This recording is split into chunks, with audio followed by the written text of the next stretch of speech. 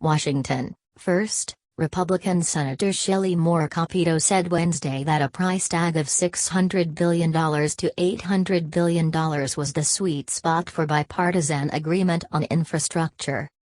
But Thursday, after some fellow Republicans expressed misgivings about a number that high, Capito, of West Virginia, backpedaled when she was asked about her comfort level. "It's too early to say right now," Capito told reporters Thursday. "We don't have a detailed figure attached to that, and it probably won't be, I wouldn't think, an amount certain.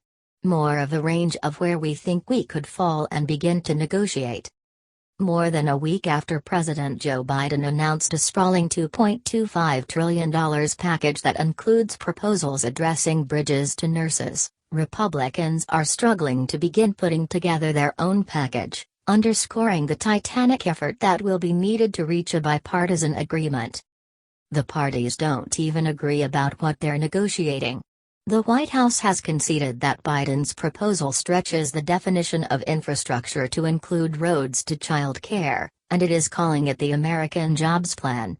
But Republicans criticize the package as being too large and insist that it should be limited to projects that both parties consider infrastructure, like roads and bridges. Republicans agree on one thing: they don't like Biden's proposal. But that's about all. Capito, who, as the top Republican on the Environment and Public Works Committee, is stuck in the middle of the struggle, said she's crafting a conceptual Republican bill that includes investments in roads and bridges. "We're working on that right now. We haven't made consensus on it," she said. A counteroffer is key to beginning any process that might resemble negotiations. While Congress was hammering out a massive COVID-19 relief bill this year, 10 Republicans offered a $618 billion counteroffer to Biden's $1.9 trillion plan, presenting it as an option to reach bipartisan agreement. But now, the lack of a GOP alternative could make it easier for Democrats to again throw up their hands and move ahead with a partisan bill that uses a budget maneuver to avoid the filibuster. Some Democrats aides already doubt that Republicans will accept any deal. Biden and other Democrats insist that they want to negotiate a bipartisan plan and are eager to see what Republicans are willing to support. Senator Mitt Romney, Republican Utah, who is seen as a winnable vote, told reporters that Capito's $600 billion to $800 billion range seems a little high. Some Republican aides doubt that Democrats are serious about compromising and suspect that they will steamroll Republicans again, as they did with the COVID-19 relief package. The White House, which has met with lawmakers from both parties to discuss his proposals, says Biden wants to negotiate. He has put his ideas out, and he's put a way to pay for it out. And he is anxious to look at other people's ideas, a White House advisor said.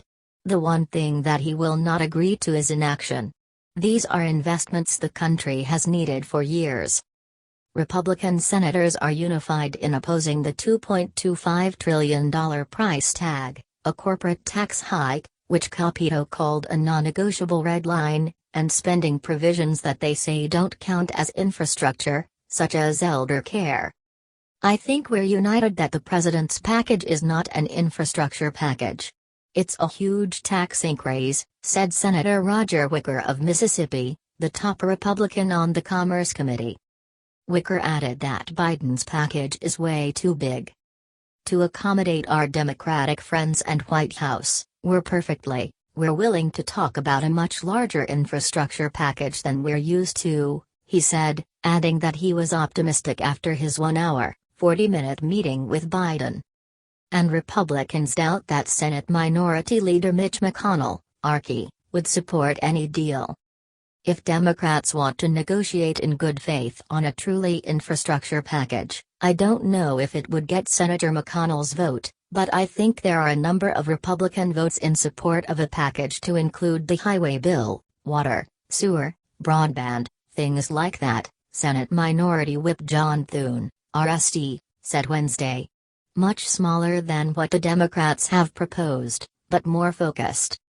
An NPR/PBS Marist poll taken this month found that 56% of U.S. adults support Biden's plan, 34% said they oppose it. Democrats may ultimately move ahead without Republican support. But because of razor-thin margins in both chambers, they will need just about all their members to be on board to pass a bill. Lawmakers like Senator Joe Manchin, D.W. Virginia, who has cultivated an independent brand in a deeply Republican state, are demanding bipartisan outreach. But Manchin, who has called for an enormous infrastructure bill paid for by increasing taxes on the rich, has also insisted that Republicans negotiate and find compromise. He said last month that blanket opposition to tax increases is not a reasonable position. Manchin declined Thursday to endorse the $800 billion figure Capito had suggested. "We're going to do whatever it takes. If it takes $4 trillion, I'd do $4 trillion, but we have to pay for it," he told reporters. House Transportation Committee Chair Peter DeFazio, D.R., took an optimistic view when he was asked Thursday about Capito's remarks.